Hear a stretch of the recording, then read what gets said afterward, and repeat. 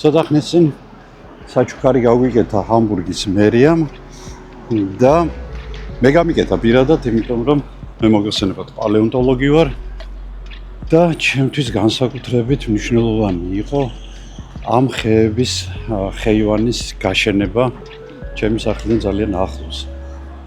ხეების, რომლებიც მოესწრნენ დინოზავრების წარმოშობას, მათ გაფურჩქნას, გადაიტანეს ასტეროიდის დედამიწასთან შეჯახების გამოწვეული კატასტროფა, რომელმაც გაანადგურა თითქმის 75% ცოცხალი არსებებისა, ნახეს ძუძუმწოვრების განვითარება, შემდეგ ადამიანის წარმოშობა, ხე რომელიც ინახავს უამრავ საიდუმლოს და ნელ-ნელა გვიხსნის მათ და გვიშლის და აი ამ მილიონობით ასეულობით მილიონი წლის განმავლობაში დაგროვებული მასში დაგროვებული საიდუმლო და ცოდნა ადამიანის ჯანმრთელობისთვის არის ძალიან მნიშვნელოვანი. მე სწორედ ამ ხის შესახებ მოგიყვებით, მისი ისტორიის შესახებ, საინტერესო ფაქტების შესახებ, რომელიც მას უკავშირდება. არა მხოლოდ როგორც ძალიან ლამაზ ხეს, არამედ როგორც ჯანმრთელობისთვის ძალიან პერსპექტიულს და იმ ჯანმრთელობისთვის, რომლის დაკარგვისაც ყველაზე მეტად ეშინია ადამიანს, ეს არის მახსოვრობა.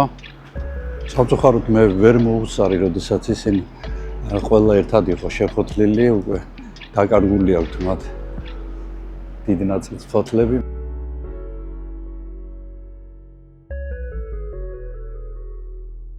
გამარჯობა.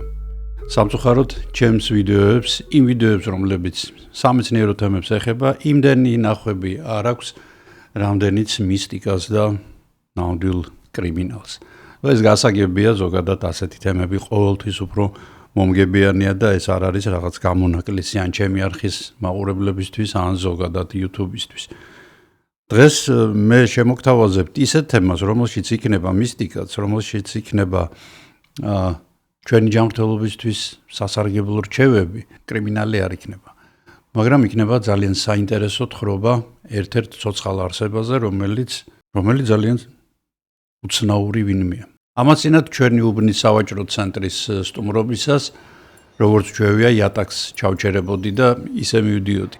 საქმე იმაშია, რომ იატაკი შუაიურული პერიოდის, ანუ დაახლოებით 170 მილიონი წლის წინანდელი თბილი ზღვის ფსკერის ნალექებისგან არის ნალექებით არის მოპირკეთებული, უბრალოდ იმისგან, რაც ამ ფსკერისგან დარჩა. ამ ფილებზე 170 მილიონი წლის წინანდელი ცოცხალი ორგანიზმების მთელი გალერეაა გამოფენილი და მათ შორის რა თქმა უნდა გვხვდება ძალიან დიდი რაოდენობით ამონიტები, ეს ყველაზე ერთ-ერთი ალბათ ყველაზე გავრცელებული ცოცხალი ორგანიზმები იყვნენ ამ პერიოდში, ეს გახლავთ ნიჟარიანი რვაფეხები, რომლებიც 65 მილიონი წლის წინ ამოწყდნენ დინოზავრებთან ერთად, ეს გახლავთ ბელემნიტების შიდა ნიჟარა, ბელემნიტებიც მაგ დროს ამოწყდნენ, ასევე სხვადასხვა ზღვის ზღარბები, ზღვის შროშანები, რომლებიც სხვადასხვა არა მცენარეები, არამედ ცხოველები არიან, მარჯნის რიფების ნატეხები და ასე შემდეგ.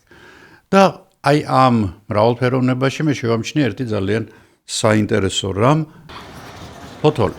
ფოთლის ანაბეჭდი, რომელიც ძალიან ნაცნობად მომეჩვენა და ეს მოჩვენება არ ყოფილა, ეს იყო რეალობა. ფოთოლი ისედებს თქვენ ხედავთ, რომ თითქოს ახლახან შემოფრინდა ფანჯრიდანო და მას ახასიათებს ისეთი ნიშან-თვისებები, რომლებითაც ძალიან ადვილად ხვდები თუ რა მცენარის ფოთოლია იქ. პირველად ამ მცენარის შესახებ მე მიამბო ჩემმა საყვარელმა ლექტორმა ბიოლოგიის ფაკულტეტზე და ასევე იგი გახლდათ ჩემი მეგობრის დედა, ქალბატონი ვენერა ინგოროყვა და ამ მცენარის ანახავად მე ეგრევე გავარდი თბილისის სახელმწიფო უნივერსიტეტის პირველი კორპუსის ეზოში, სადაც ერთ-ერთი იმ იშვიათაგანი ხე დგას ამ სახეობისა, რომელიც საქართველოშია. ეს ხე გახლავთ მისტიური გინკო. გინგკო ასე გამოითქმის მისი სახელი, თუმცა რა საინტერესოც არ უნდა იყოს, ეს არ არის მისი რეალური დასახელება. პირველად მე-18 საუკუნეში, როდესაც ევროპელებმა აქტიურად დაიწყეს ჩინეთის ათვისება, ძალიან ბევრი ახალი ცხოველი და მცენარე აღწერეს. რა თქმა უნდა ძალიან ბევრი ბიოლოგი მიდიოდა იქ გეოგრაფებთან, გეოლოგებთან და ასე შემდეგ მათ სხვებთან ერთად და ერთ-ერთი გახლდათ ეს მცენარე. მცენარე, რომლის ირგვლივაც ჩინელები სალოცავებს აშენებდნენ. ანუ სალოცავს აშენებდნენ და მერე რგავდნენ მცენარეს კი არა. ისინი პოულობდნენ ამ მცენარეს და მის ირგვლივ სამონასტრო კომპლექსებს აშენებდნენ. ეს მცენარე შემოდგომობით უცნაურ ყვითელ ფერს იღებდა, ახლა ყველა მცენარე ასე თუ ისე შემოდგომობით ფერს იცვლის, მაგრამ მისი ყვითელი გამორჩეული იყო. და არც ერთ მცენარეს არ გავდა. გერმანელმა ნატურალისტმა ენგელბერტ კემფერმა აღწერა პირველად ეს მცენარე და მას გინგკო დაარქვა. G-I-N-G-K-O ასე გამოითქვის იგი სწორად, ცოტა რთული გამოსათქმელი, ამიტომ ძალიან ხშირად გინკოს ამბობენ პირდაპირ და მეც თუ ასე შევამოკლე ხოლმე არ დამძრახოთ. გინკკო გახლავთ დამახინჯებული გინანია, ასე ეძახიან ჩინელები ამ ხეს და იეროგლიფური დამწერლობით იგი გამოიხატება როგორც ვერცხლის გარგარი. და ჩვენ ცოტა ხანში ვნახავთ, რომ მართლაც ამ მცენარის ნაყოფს გარგრის ფორმა აქვს. რა თქმა უნდა, მადლობა ყველას, ვინც ახლახან შემოუერთდა ჩემს არხს. მეგობრებო, მხოლოდ ზედა ვიდეოებს ნუყურებთ. ქვემოთ ჩადით, ძველ ვიდეოებში ძალიან საინტერესო მასალებია.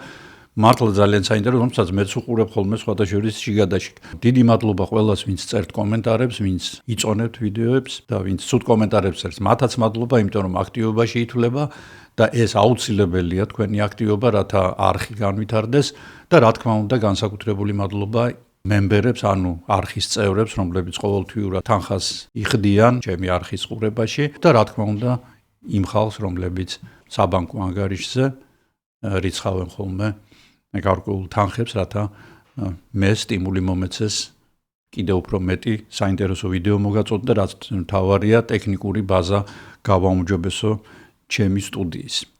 დღე თანდათან მოკლდება. ზამთარი ძალას იგრებს. მაგრამ წინ ცივი ზამთრის ყველაზე თბილი დღესასწაულებია. დღეს, როცა ჩვენი ქვეყნის მოსახლეობის დიდი ნაწილი ამ დღესასწაულებს საქართველოს გარეთ ხვდება, განსაკუთრებით მნიშვნელოვანი იქნება სამშობლოდან გაგზავნილი საჩუქარი. იმაზე, რომ ეს ადვილად მოახერხოთ, ჩემმა ახალგაზრდა მეგობრებმა იზრუნდეს. მათ წამოიწყეს პრემიუმ ხარისხის სასაჩუქრე ნაკრებების წარმოება, რომელშიც ერთმანეთის გვერდით კოხტად განლაგებულა ტკბილი ჩურჩხელა და ცხარე აჯიგა, მადის აღმძვრელი სვანური მარილი და ტკბილმჟავე ტყემალი, კავკასიონის ალპური ფერდობების ყვავილების თაფლი და რა თქმა უნდა მისი უდიდებულესობა ქართული ღვინო. ეს ყველაფერი იმ ულამაზეს სუფრაზე შეგიძლიათ გაშალოთ, რომელზეც ქართული ანბანია ამოქარგული. იქვე დადეთ ხის სუნით გაჯერებული თბილისური ჩუქურთმებიანი აივნის სუვენირი და მენდეთ, სადაც არ უნდა იყოთ, ლამაზი თბილი და ქართული საღამო გარანტირებული აქვს. ნაკრების შემადგენლობა მყიდველის სურვილის მიხედვით შეიძლება შეიცვალოს. თუ გამოიყენებთ ამ პრომო კოდს, რომელსაც თქვენ ეკრანზე ხედავთ, როგორც ჩემი არხის გამომწერები მიიღებთ 7%-იან ფასდაკლებას. თუ ნაკრებს ამ პრომო კოდის მიხედვით შეიძენთ, ამით თქვენ ჩემს არხსაც დაეხმარებით. გადადით ბმულის მიხედვით, გაიგეთ პირობები, შეუკვეთეთ და ახლავე აჩუქეთ თქვენს ახლობლებს ტკბილი მოგონებების სურნელი.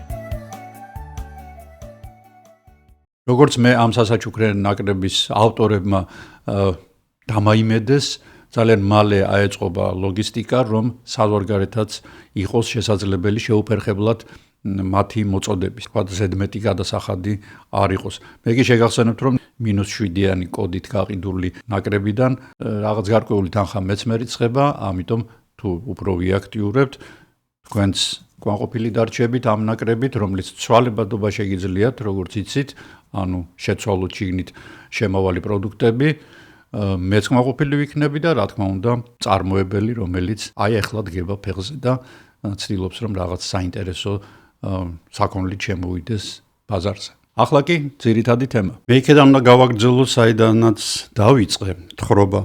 ეს გახლავთ გინკოს ფოთოლი. აი ეს ფოთლები, რომლებიც მე შემოდგომაზე შევაგროვე, თქვენ ხედავთ, რომ მათ საკმაოდ უცნაური ფორმა აქვთ, ამ ფორმაზე და შიგნით რაც ხდება იმაზე ცოტა მოგვიანებით ვისაუბრებ. მართალია ის ყვითელი ფერი არ არის შენარჩუნებული, რაც გაუმხმარ მდგომარეობაში აქვს ამ ფოთლებს, მაგრამ მაინც წარმოდგენას გიქმნით.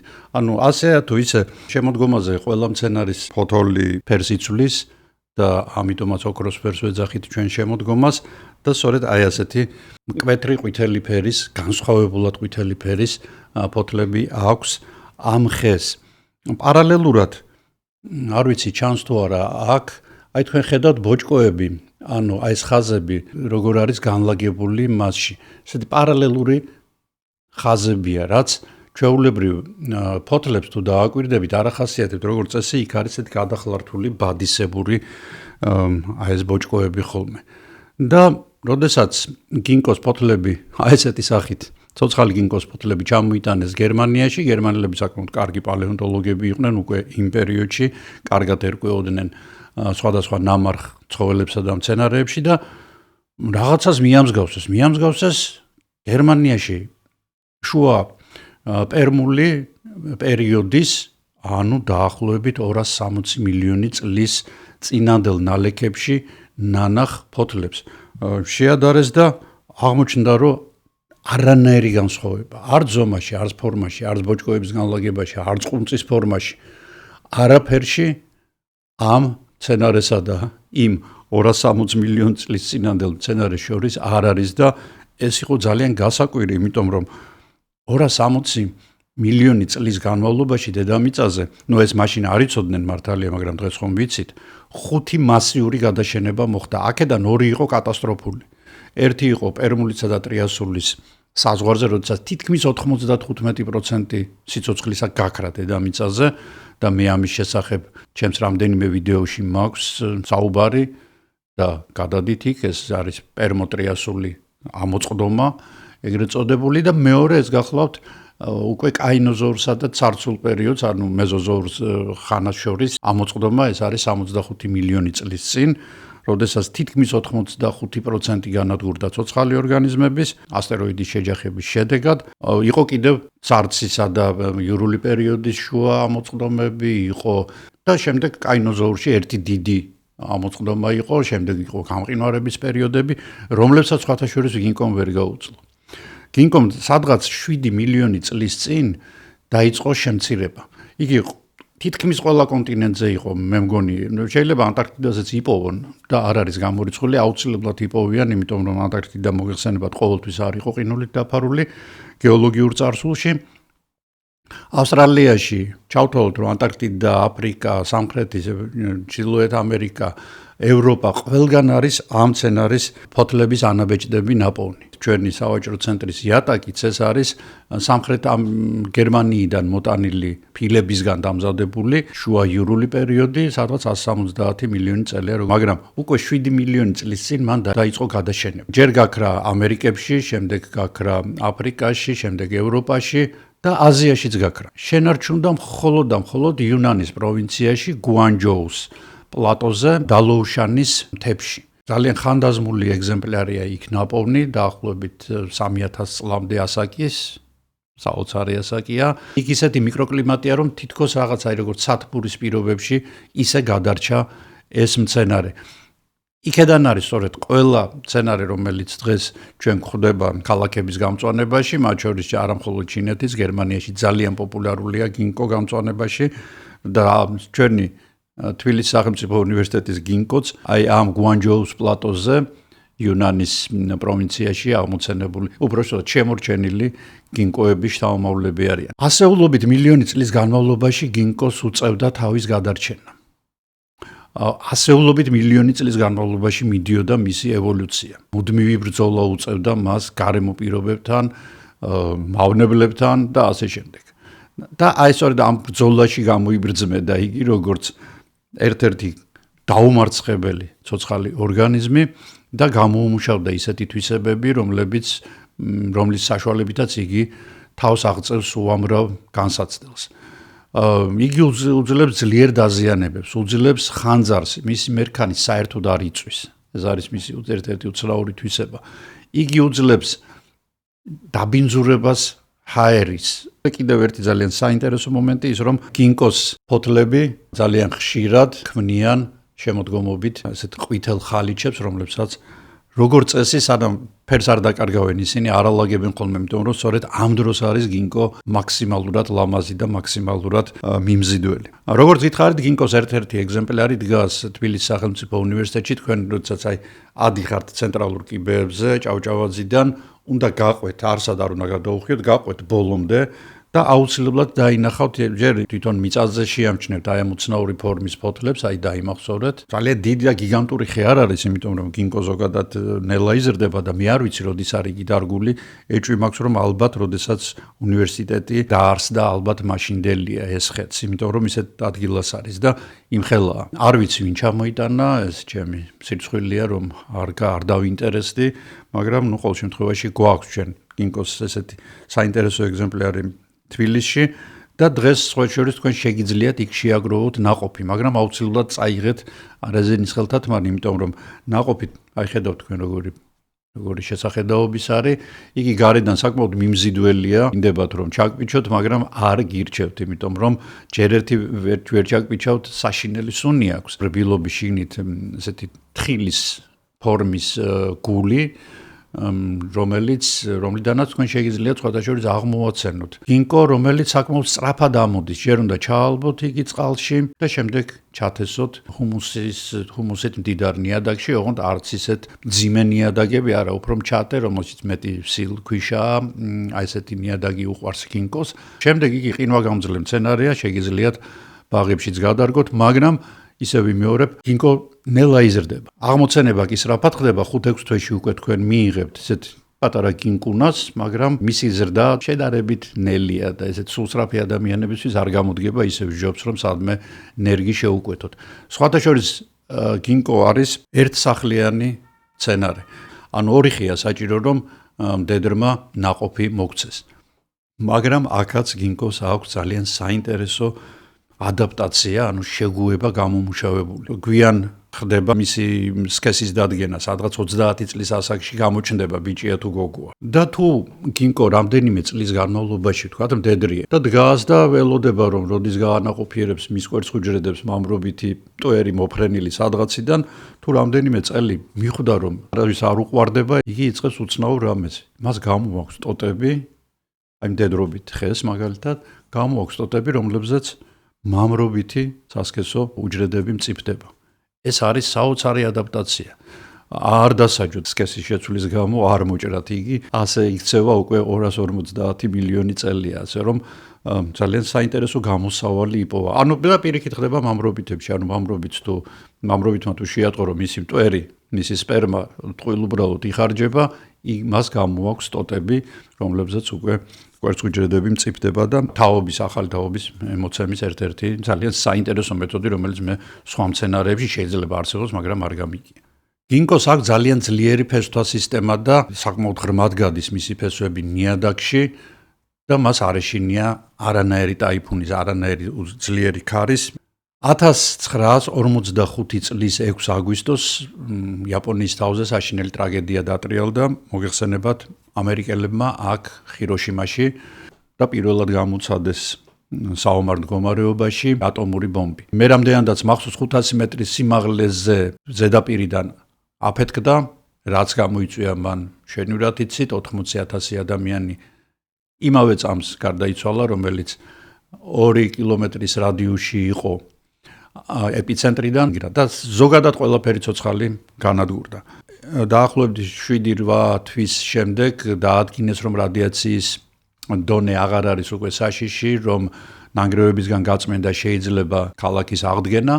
მოგეხსენებათ იაპონიამ ამ ორი დარტყმის ჰიროშიმასა და ნაგასაკიში ატომური დაბომბების შემდეგ ძალიან სწრაფად უარი თქვა მილიტარიზაციაზე, სწრაფად გადაიქცა მშვიდობიან ქვეყანად და დაიწყო არა სხვების დაპყრობაზე ფიქრი, არამედ განვითარებაზე ფიქრი და მოგეხსენებათ დღეს როგორც ამბობენ, მე არ ვარ იაპონიაში ნამყოფი სამწუხაროდ, იქნებოდეს მე მომიწიოს, იაპონია დღეს 22 საუკუნეშია. ანუ როგორც კი ადამიანი უარს ამბობს ზედმეტი მიწების მითვისებაზე, დაპყრობაზე და იწყებს საკუთარი ქვეყნის განვითარებას, იგი ძალიან ადვილად აღწევს წარმატებას და ამის მშვენიერი მაგალითი არის იაპონია. მოკლედ, როდესაც დაიწყეს გაწმენდა ნანგრევების, ისინი მიადგნენ 6 ხეს.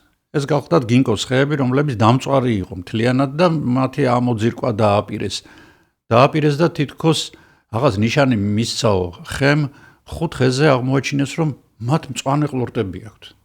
ანუ ეს ხდება ატომური ბომბის აფეთქების ეპიცენტრში. 6 ხე იდგა და 5 აქედან ხედავენ, რომ ცოცხალია. აცალეს, რომ იქნებ მართლა გაცოცხლდნენ ეს ხეები. აცალეს და უკვე მე-7 თვის თავზე, 1 თვის თავზე აღმოჩნდა, რომ მე-6 ხე ცოცხალია. დღეს ეს ხეები მშვენივრად გრძნობენ თავს, ისინი გამძლეობის, ამტანობის, სიცოცხლის სიმბოლოებად იქცნენ და სხვათა შორის დღეს ძალიან ბევრ ქალაქში და მათ შორის ჰამბურგშიც, ერთ-ერთ ცენტრალურ უბანში არის ამ ხეებიდან აღებული ყლორტით გახარებული გინკოს ხე, რომელსაც თავისი აბრაც აქვს, რომ იგი არის სიცოცხლის და გამძლეობის და განვითარების სიმბოლო.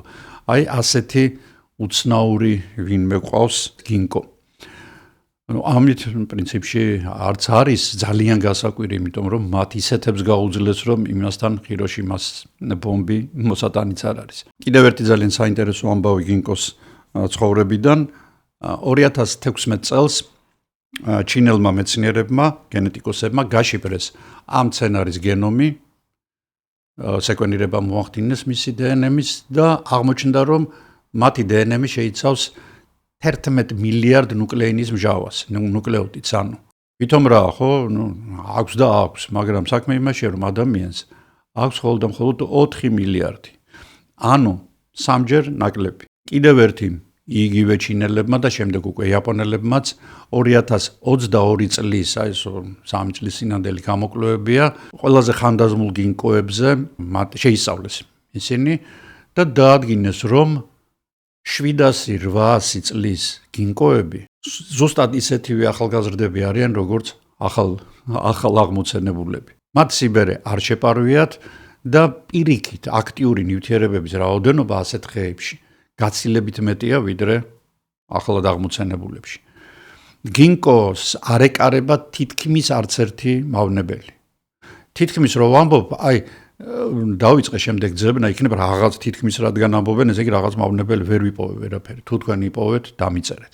არ ლპება მისი მერქანი, ეს თვისება ძალიან კარგად გამოიყენეს ჩინელებმა და იაპონელებმა, როდესაც გინკოს ტოტებისგან ამზადებენ ისეთ რაღაცებს, რასაც ხანგრძლივად იყენებენ ხოლმე.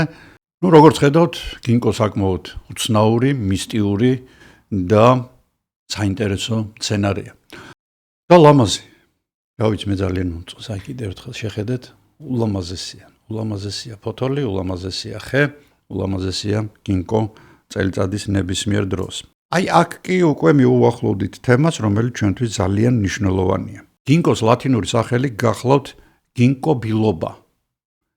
აბა გაიხსენეთ, ახლა მე არ ვიცი, მაგრამ წლების წინ გადიოდა საქართველოს ტელევიზიაში ერთ-ერთი პირველი რეკლამები იყო, შუაშვერც აი ფრუტელასთან და რაღაცა ესეთ რეკლამებთან ერთად ბილობილის რეკლამა.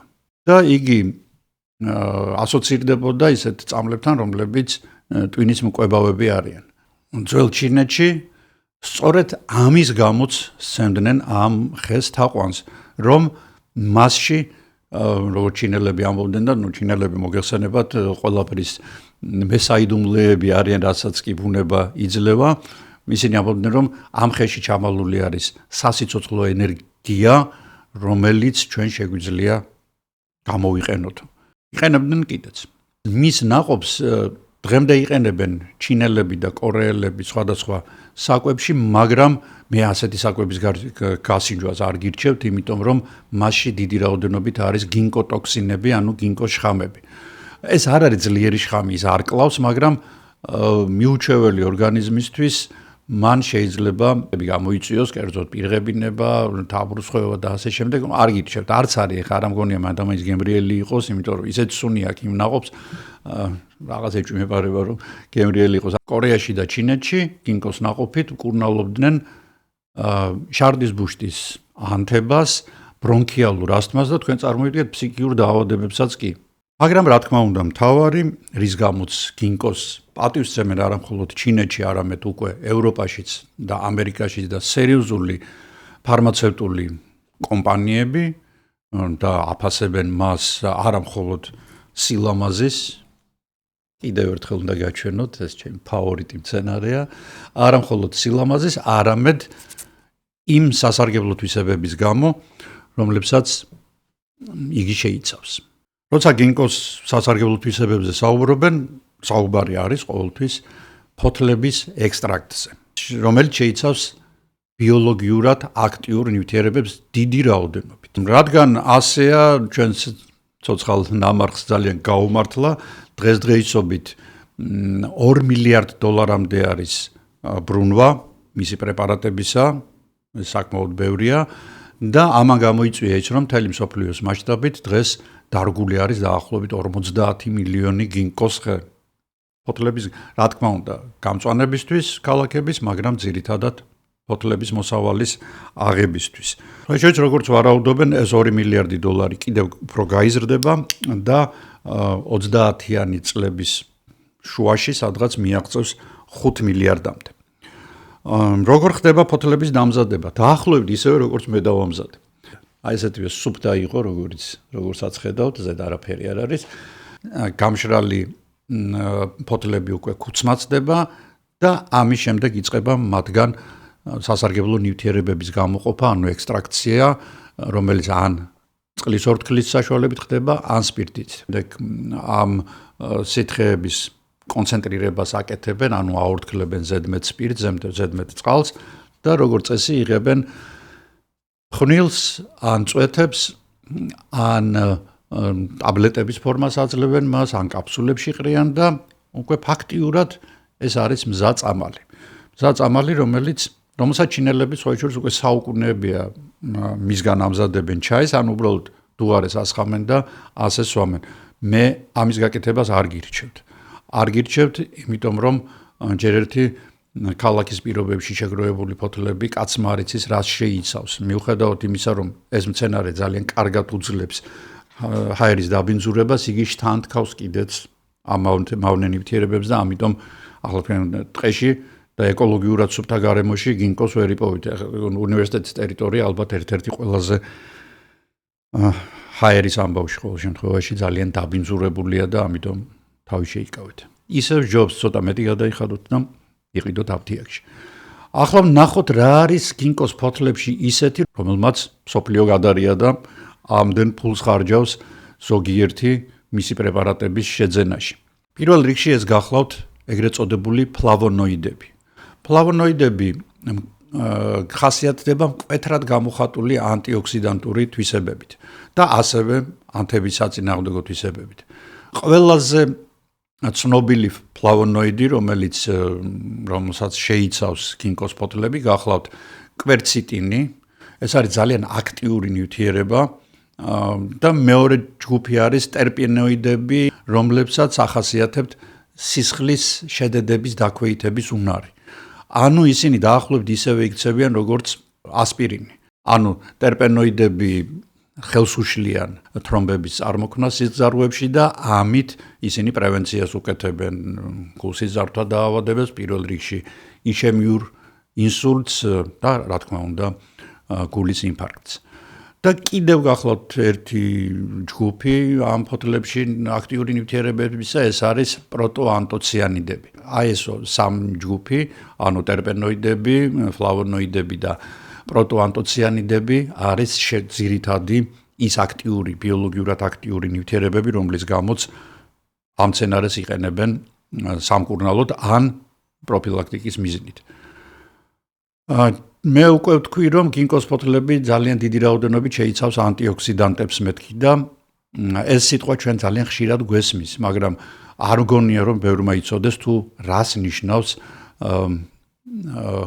ანტიოქსიდანტური თვისებები ამა თუ იმ ნივთიერებების. პირველ რიგში უნდა გავიგოთ თუ რა არის ეს ოქსიდაცია, ხო? ანუ ჟანგვა. ნებისმიერი ცოცხალი ორგანიზმი და მათ შორის, რა თქმა უნდა, ადამიანიც ეს გახლავთ გიგანტური მასშტაბების სხვადასხვა ნივთიერებების გადამამუშავებელი ქარხანა. ქარხანა, რომელიც აი ახლაც მე როდესაც ვლაპარაკობ, ცოტა სხვა ქიმიური ნივთიერებები წარმოიქმნება ჩემს ტვინში, რომლებიც ააქტიურებენ სხვადასხვა ნეირონებს და რომლებიც მე მახსენებენ რაღაცეებს, ან თუ საჭირო სიტყვებს მაძებნინებენ საუბრისას. რა თქმა უნდა, ის საკვები, რომელიც მე დღეს ჭამე, ის მუშავდება ამ მომენტში ჩემს საჭმლის მომნელებელ სისტემაში, იქ რაღაცა ნივთიერებები შედის სისხლში და შემდეგ ხმარდება სხვადასხვა უჯრედების აშენებას და საკმარისია მე ძალიან ერთფეროვნად დავიწყო კვება, მე დამაკლდება რაღაც ნივთიერებები, თუ თქვათ მე მხოლოდ პურს ჭამ და ეს არის საშინელება, ან მხოლოდ თქვათ სალათის ფოთლებს ჭამ, ესეც საშინელება, ან მხოლოდ ხორცს ჭამ და მე სხვას არაფერს. ამ შემთხვევაში მე ძალიან ბევრი ქიმიური ნივთიერება შეიძლება კი არა და აუცილებლად მომაკლდება. მაგალითად თქვენ იცით რომ სუროვანდი, იგივე ცინგა ემართებოდათ, როდესაც სხვა ჩრდილოეთში მიდიოდა ევროპელი. რატომ? იმიტომ რომ აქ ჩვენ გვაქვს სხვადასხვა ხილი, ბოსტნეული, რომელიც შეიცავს C ვიტამინს. ხოლო იქ მსგავსი რამ არ იყო და სანამ მიხვდებოდნენ რომ თან პორტოხალი წაეღოთ, ან ლიმონი, ან მანდარინი, ამის მისახვედრად ძალიან ბევრი დრო გავიდა და სწორედ ეს თითქოს ერთი შეხედვით ძალიან მარტივი ქიმიური ნივთიერება, რომელიც აკლდებოდათ ჩრდილოეთის ექსპედიციის წევრებს, იწვევდა მასიურ ჯერ ძალიან მძიმე დაავადებებს, სუროვანს, როგორც გითხარით, ასე ქვია მას, იგივე ცინგა და შემდეგ ადამიანის სიკვდილს.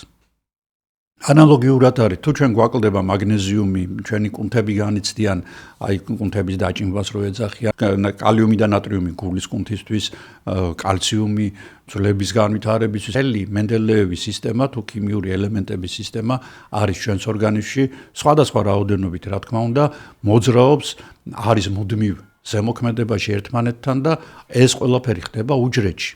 ჩვენ ხო ტრილიონობით უჯრედისგან შევდგებით, ხო? უჯრედი გავსოთ რაც არის, ეს არის მემბრანით შემოსაზღვრული ქიმიური ქარხანა და ასევე ენერგეტიკული ქარხანა, ანუ ის ენერგიასაც გამოყოფს, აი მე რო თბილად ვარ ახლა და სითბოს გამოყოფს საკუთარს, ეს არის სწორედ ეს ენერგია, რომელიც გარეთ გამოდის და რომელიც ასევე ხმარდება სხვა საცოცხლო პროცესებს და ასევე შინით მუდმივად წარმოიქმნება სხვადასხვა ქიმიური ნივთიერებები. ამიტომ ჩვენ მუდმივად გვჭირდება ქიმიური ნივთიერებების მიწოდება ჩვენი ორგანიზმში და მარაგი შევავსოთ, იმიტომ რომ ეს ნივთიერებები იხარჯება. ამიტომ სუნთქავთ, შედის ჟანგბადი, სვამთ წყალს, შედის წყალი და ჩვენი ორგანიზმი მოგეხსენებათ 80% წყლისგან შედგება და ვჭამთ, რათა მივიღოთ სხვადასხვა ქიმიური ნივთიერებები, რომლებიც შემდეგ ჩვენი ორგანიზმის ასაშენებლად გამოდგება. გაჭერით ვაშლი და დადეთ თეფშზე და დააცადეთ 1 საათი. არც კი დაჭირდება ზოგიერთ ვაშლს, თუ მაშინ ბევრი რკინაა, იგი დაიჟანგება, აი ზუსტად ჟანგის ფერს მიიღებს.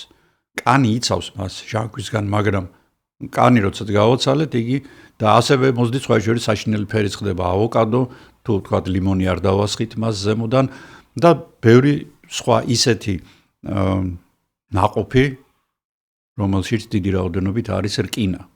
ზუსტად ასეთივე ჟანგი აფუჭებს რკინის ნივთებს. ჟანგვის პროცესს, რა თქმა უნდა, ჟანგბადი განაპირობებს. წარმოიდგინეთ, რომ ჟანგბადის ზეგავლენით ჩვენს ორგანიზმშიც წარმოიქმნება ჟანგი, რომელიც აზიანებს უჯრედებს. მაგრამ ეს ჟანგი სხვანაირი ტიპის არის. რომ მივხვდეთ თუ რას აკეთებენ ანტიოქსიდანტები, რა თქმა უნდა ვიცოდეთ ვის ებრძვიან და რანაირად ისინი. ჩვენ მოძრაობთ, ჭამთ, სუნთქავთ, გადავადგილდებით, სტრესები გვაქვს და ასე შემდეგ და ამ დროს ჩვენს ორგანიზმში არსებულ მილიარდობით უჯრედში წარმოიქმნება ეგრეთ წოდებული თავისუფალი რადიკალები. ეს გახლავთ დაზიანებული მოლეკულები, რომლებმაც დაკარგეს ერთი ელექტრონი. ისინი საკმაოდ აგრესიულები ხდებიან, რადიკალურები ხდებიან და იწყებენ ამ ელექტრონის ცდილობენ ყოველ შემთხვევაში სხვა მოლეკულებს წაართვან და ყველაზე იოლი ლუკმა მათთვის აღმოჩნდება ხოლმე DNM-ის მოლეკულა. როდესაც ისინი წარიტაცებენ მისგან ერთ ელექტრონს, შემდეგ უკვე DNM-ის რაღაც მონაკვეთები იწყებენ თვითონ ძებნას ანუ რაღაც ჯაჭვური რეაქცია მიდის თითქოს და ამ ჯაჭვურ რეაქციაში ერთვება მთელი უჯრედი და იმის მაგივრად რომ ნორმალურად იმუშაოს, იგი გატაცებული არის აი ამ ელექტრონების მოპარვით. და ამ დროს შესაძლოა ისეთი უმძიმესი დაავადებები განვითარდეს, როგორიც არის სისხლძარღვოვანი დაავადებები, თუ ეს სისხლძარღვებში ხდება და გულისკუნთში ხდება, ეს არის სიმსივნური დაავადებები და ეს არის ალცჰაიმერის დაავადება და ასევე ძალიან ბევრი სხვა. აი რას შვება ანტიოქსიდანტი? ანტიოქსიდანტი ძალიან უცნაური ტიპია. ის ხულიგან აი ამ რადიკალ მოლეკულას ეუბნება, რომ მე მაქვს ელექტრონი, რომელსაც მე შენ მოგცემ, ოღონდ უჯრედის შემადგენელ მოლეკულებს თავი დაანებეო და აძლევს თავის მოლეკულას, ეს ამშვიდებს ხულიგანს, ხოლო რაც შეეხება თვითონ ანტიოქსიდანტის მოლეკულა, იგი რადიკალად არ გადაიქცევა, მას სხვა ანტიოქსიდანტის მოლეკულა აძლევს თავის ელექტრონს, მას სხვა, ანუ იქაც ჯაჭვური პროცესი მიდის და თანდათან ეს მოლეკულები, რომლებიც არ წარმოადგენენ წევრებს ჩვენი უჯრედის ქიმიური შემადგენლობისა, ნელ-ნელა გამოდიან ორგანიზმიდან. ანუ ფაქტიურად ანტიოქსიდანტები ხელს უშლიან ჩვენი ორგანიზმის ჟანგვას. აი ასეთი თავისუფალი რადიკალების, ანუ მჟანგავი მავნე მოლეკულების წარმოქმნას ხელს უწყობს, რა თქმა უნდა, სიგარეტის მოწევა, დიდი რაოდენობით და ჭარბი მიღება ალკოჰოლის, არასწორი კვება, მზის რადიაცია, თუ დაკვირვები ხარ თქვენ ადამიანებს, რომლებსაც დიდხანს უწევთ მზეში ან ქარში ყოფნა, ზოგიერთს მოსწონს მაგალითად რუჯის მიღება 24 საათის განმავლობაში, ძალიან ხშირად მათი კანი გაცილებით ხანდაზმულად გამოიყურება, ვიდრე უნდა იყოს, ვიდრე მათ ასაკ შეეფერება. ეს სწორედ იმით არის გამოწვეული, რომ მზის მაღალი რადიაცია, ულტრაიისფერი სხივები, ჭარბად მიღებული აზიანებს სწორედ თავისუფალი რადიკალების საშუალებით ჩვენი კანის უჯრედებს და ისინი თანდათან კარგავენ ელასტიურობა, ჩნდება ნაოჭები, იცვლის კანი ფერს და როგორც გითხარით, სწრაფად ბერდება. მაგრამ ჩვენი ორგანიზმი სხვადასხვა გამოიმუშავებს საკუთარ ანტიოქსიდანტებსაც, ეს გახლავთ გლუტაციონი, კოენზიმი ქვათ ძალიან პოპულარულია ახლა და კატალაზა. მაგრამ ეს იმდენად ცოტაა, რომ და იმდენად სტრესულ მდგომარეობაში ვცხოვრობთ ჩვენ და მაინც ჯამთელი გარემო არ გვაქვს, რომ აუცილებელი არის ჩვენ ანტიოქსიდანტები გარედან მივაწოდოთ ჩვენს ორგანიზმს. საიდან? დიდი რაოდენობით ანტიოქსიდანტები პირველ რიგში ჯერ დახედეთ აი ამ თხრილს და გააჩერეთ, დააპაუზეთ და კარგად შეისწავლეთ. მანამდე კი გეტყვით, რომ წითელი ფერის ნაყოფებში, როგორიც არის მაგალითად პომიდორი, ტკბილი წიწაკა წითელი ფერის, საზამთრო, ჟოლო და ასე შემდეგ, დიდი რაოდენობით არის ანტიოქსიდანტი ლიკოპინი. ნარინჯის ფერში, როგორიც არის თქვა ციტრუსები, სტაფილო, გოგრა და ასე შემდეგ, დიდი რაოდენობით გახლავთ კაროტინოიდები. ლურჯი ნაყოფები, მაგალითად როგორიც არის ბადრიჯნის კანი, მოცვი, მაყვალი და ასე შემდეგ არა ჩვენი საფერავის და ზოგადად შავი ყურძნის ჩენჩო შეიცავს დიდი რაოდენობით ამ ანტიოქსიდანტებს, რომლებსაც ეწოდებათ ანტოციანები. უძლიერესი ანტიოქსიდანტები არიან, ის ანტოციანი სწორედ ჩენჩოშია. ამიტომ ჯობს რომ როდესაც საფერავის ყურძენს ვჭამთ, ჩენჩოიანად შევჭამოთ და წითელი ღვინის ერთი ჭიქის დალევა სადილზე ღმერთმა გვიბრძანა. და მწვანე როგორც გახლავთ მწვანე ვაშლი, სალათი, ბროკოლი და ასე შემდეგ, მასში არის ლუტეინი და ქლოროფილი. ესენიც საკმაოდ ძლიერი ანტიოქსიდანტები არიან. სწორედ ასეთი ანტიოქსიდანტებით, კერძოდ კი პროტოანტოციანიდებით არის მდიდარი გინკოს ფოთოლი. მე უკვე ვთქვი, რომ გინკოს ნაყოფი და სხვადასხვა ფოთოლიც, მაგრამ ძალიან მცირე რაოდენობით შეიცავს გინკოტოქსინებს, ანუ გინკოს შხამებს, რომლებიც იწვევენ გულის რევას და ცუდად გახდომას. და ეს შხამები სხვადასხვა თერმოსტაბილურები არიან. თერმოსტაბილური რას ნიშნავს, რომ თქვა დუღარეწყლის დასხმით, მოხარშვით, შეწვით ეს ისინი არ იშლებიან, ისევე როგორც თქვა სოკოს შხამები, ძალიან ბევრი სოკოს შხამი, მაგალითად შხამა სოკოსი, რაც არ უნდა მთელი წელი რო ხარშოთ, მაინც ის კლავს. ეს არ კლავს, როგორც გითხარით, მაგრამ არასასიამოვნო მდგომარეობებს იწვევს. ამიტომ უნდა ვიყიდოთ ყოველთვის, ახლა მე რო ამას დუღარე დავასხა და დავლიო, კი არაფერს მიზამს. მაგრამ რატომ უნდა ჩავატარო ექსპერიმენტი, როდესაც არსებობს სერტიფიცირებული, კარგად გაწმენდილი გინკოს ექსტრაქტები, რომელშიც გაცილებით მეტია სასარგებლო ნივთიერებები, ვიდრე მე ახლა ხელში რომ მიჭირავ საერთო ფოთოლში. მე არ ვეწევი აბსოლუტურად გინკოს პრეპარატების რეკლამირებას, ნეტაი კი ვინმე შემიკვეთავდეს, მაგრამ არა, უბრალოდ მე გიყვებით ამ სცენარეზე და მისი სასარგებლო თვისებების შესახებ. ახლა მოვიდა დრო გავერკვეთ აქვს თუ არა გინკოს ექსტრაქტს მართლა ის საოცარი თვისებები, რომლის შესახებაც ჩვენ სხვადასხვა სახის რეკლამებიდან ვიგებთ და რას ამბობს გინკოს შესახებ თანამედროვე მედიცინა. ხა ჩინური მედიცინა და კორეული და იაპონური რას ამბობს? ვიცით რომ ის არის ცოცხლის ელექსირი და რომ მას თუ მუდმივად მივიღებთ, კარგად ვიქნებით და დიდხანს ვიცოცხლებთ. და რაც თავარია ჯამრთელად დავბერდებით. თავიდანვე უნდა გითხრათ, რომ გინკო ბილობა ალბათ ყველაზე კარგად და დაწვრილებით შესწავლილი მცენარეა, იმიტომ რომ მასზე დიდი აჟიოტაჟი ატყდა დაახლოებით ასე 35-40 წლის წინ. საუბარი არის ათასობით კვლევაზე და რა თქმა უნდა ფარმაცევტული კომპანიები, რომლებიც მილიარდებით, ათეულობით მილიარდი დოლარით ოპერირებენ, სჭირდებოდათ რაღაც ახალი, რომელიც უებარი წამალი თუ არ იქნებოდა, ყოველ შემთხვევაში მათ მოგებას მოუტანდა და როგორც წესი ასეთ დროს ხდება ხოლმე საკმაოდ დიდი დაფინანსება ასეთი კვლევების და სწორედ ესე იყო დაფინანსებული კვლევა, რომელიც ჩატარდა ჩინეთში, იაპონიაში და ამერიკაში. გამოვლინდა გინკოს პროფილაქტიკური და სამედიცინო და სამკურნალო თვისებების 5 ძირითადი კომპონენტი. დავიწყოთ თავიდან. პირველი ეს არის ყველაზე მთავარი მახსოვრობის და კოგნიტური ფუნქციების დაცვა, აღდგენა და სტაბილიზაცია. ეს ყველაფერი რა თქმა უნდა ადამიანის ასაკთან არის დაკავშირებული, რაც უფრო ხანში შევდივართ, ჩვენი twini უფრო ცუდად იმახსოვრებს. ასეთ შემთხვევებს სამწუხაროდ ალბათ ყველა შევსწრები ვართ ჩვენს ახლობლებში თუ არა გაგვიგია მაინც, ეს არის ხანდაზმულობის ჭკუასუსტობა, ანუ დემენცია და ეს გახლავთ, რა თქმა უნდა, ყველაზე უმძიმესი და ესეთი ურთულესი დაავადება, ალცჰაიმერის დაავადება, რომელიც დღეს ძალიან არის მოდებული, თითქმის ეპიდემიის სახე აქვს. რატომ? იმიტომ რომ ადამიანის სიცოცხლის ხანგრძლივობა გაიზარდა.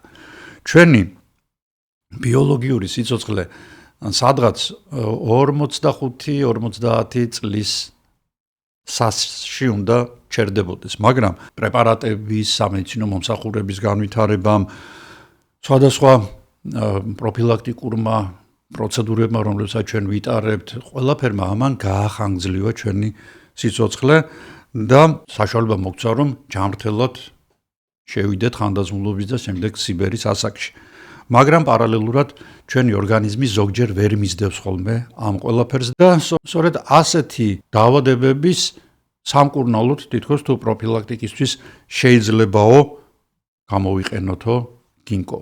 აღმოჩნდა რომ მართლაც გინკოს ხანდაზმულებში აქვს გარკვეული ეფექტი, იგი აუმჯობესებს კოგნიტურ თვისებებს, აუმჯობესებს მახსოვრობას, მაგრამ მხოლოდ ხანდაზმულებში და მოხუცებში. სტუდენტები იყენებდნენ ხოლმე მე მახსოვს სესიების, ანუ გამოცდების წინ სვამდნენ გინკოს, არანაირი აზრი არ ქონია ამას, იმიტომ რომ ახალგაზრდებს ისედაც მოქნილი საკმაოდ ბასრი მახსოვრობა და კარგი twini აქვთ, ამიტომ მათზე აბსოლუტურად არანაირ ზეგავლენას ეს არ ახდენს, მაგრამ იქ სადაც უკვე გაფუჭებისკენ მიდის საქმე, იქ გინკოს გარკვეული არც თუ რადიკალური, მაგრამ გარკვეული სარგებლობის მოტანა ადამიანისთვის შეუძლია. მეორე, ეს გახლავთ შფოთვის შეგრძნების შესუსტება და დეპრესიის გამოვლინების შემსუბუქება. კვლევების საფუძველზე დადგინდა, რომ ისევ ხანდაზმულებში ამან შესაძლოა რაღაც ნაწილში ხანდაზმულებისა გამოიწვიოს მართლაც შესუსტება შფოთვის შეგრძნების და ასევე დეპრესიიდან შეიძლება გამოიყვანოს ადამიანი, მაგრამ ორივე ეს მდგომარეობა იმდენად რთულია და იმდენი არასასიამოვნო მომენტები შეიძლება მოყვეს მას თუ არ ვიმკურნალებთ და მხოლოდ სცენარიულზე დავჯდებით, რომ შემდეგ სანანებელი გაგვიხდება. ამიტომ აუცილებლად ჩვენ უნდა მივიღოთ ის წამლები, ის ქიმიური წამლები, რომლებიც რადიკალურად მოქმედებენ აი ამ სიმპტომების შესასუსტებლად და არ დავეყრდნოთ მხოლოდ სცენარეულს, მით უმეტეს აი ესეთ გინკოს პრეპარატებს, რომლებიც კი რეკლამა მიდის და კი რაღაც სარგებლობა მოაქვთ, მაგრამ სამკურნალოდ ისინი ვერ გამოდგება.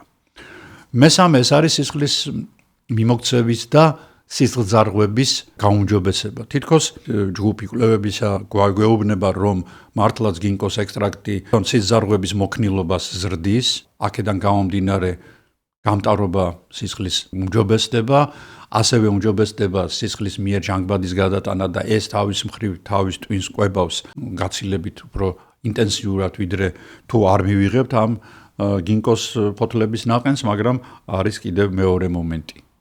ისევ ქიმიური წამლები, ის გამოცდილი და უკვე კლინიკურად შემოწმებული წამლები სჯობს მივიღოთ და ეს ნაყენი და ეს ექსტრაქტი უბრალოდ როგორც დამატებითი, როგორც საკვები დანამატი, ბიოლოგიურად აქტიური დანამატი, ისე დავამატოთ ხოლმე ამ კურნალობას. კიდევ მეოთხე, ზოგიერთმა კვლევამ აჩვენა, რომ გინკოსში შემავალი, ამ ექსტრაქტში შემავალი ნივთიერებები აუმჯობესებენ სმენას და ამცირებენ ხმაურს ყურებში. ეს მოგეხსენებათ, ესე ტინიტუსი არსებობს, ასეთი ჯამთელ ადამიანებსაც ხშირად რაღაც ხან წვილის ხმა გვესმის, ხან რაღაც ხმაურის ხმა გვესმის და თითქოს ამ ყველაფერს ასუსტებსო, ერთი კვლევები ამბობენ, რომ კი ასუსტებს უმნიშვნელოდ, მეორენი ამბობენ, რომ არაფერს არ აკეთებს. გამეხუთე, ეს ყველაზე მეტად მამაკაცებს დააინტერესებთ. თითქოს გინკოს ექსტრაქტი აუმჯობესებს მამაკაცის ერექტილურ ფუნქციას. პრინციპში ხო, 250 მილიონი წელია დგას, მაგრამ მართლაც ასეა თუ არა.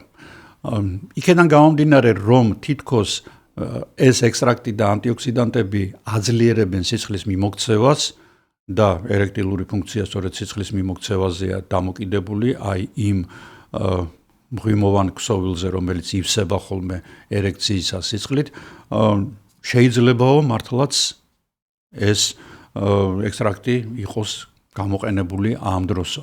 ზოგადად ერექტილურ ფუნქციას არა მხოლოდ ხანდაზმულებს, ზოგიერთ ხანდაზმულს გაცილებით უკეთესად აქვს ეს ფუნქცია განვითარებული ვიდრე ახალგაზრდებს ზოგჯერ, იმიტომ რომ ერექტილურ ფუნქციაზე ხშირად ზემოქმედებს ჩვენი არასწორი ცხოვრების წესი, აქტიურობის დაქვეითება, ჭარბი წონა, ალკოჰოლი, ნარკოტიკი პირველი მტერია, მოწევა, ძალიან ბევრი ფაქტორი, სტრესი და თითქოს რადგან ყველაფერ ამას მეტნაკლებად უვლის ჩვენი გინკო, თითქოს ამასაც მოუვლისო.